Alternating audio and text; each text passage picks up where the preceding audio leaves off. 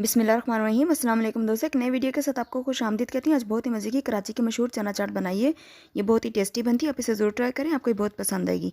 Video अच्छी लगी तो मेरे चैनल को सब्सक्राइब करें, वीडियो को लाइक और शेयर करें और पास वाले बेल आइकॉन को भी प्रेस करें।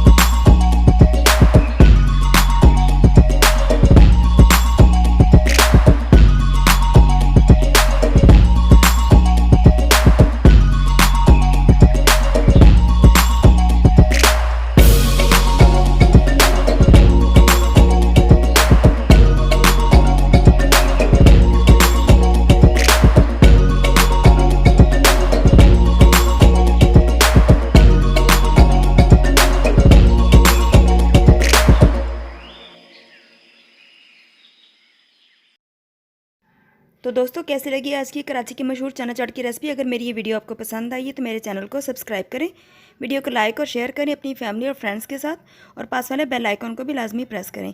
अगली वीडियो तक के लिए आपसे इजाज़त चाहूँगी। मिलते हैं किसी और नई अच्छी रेसिपी के साथ। दुआ में बहुत याद रखिएगा। तब तक के लिए अल्लाह हाफिज़।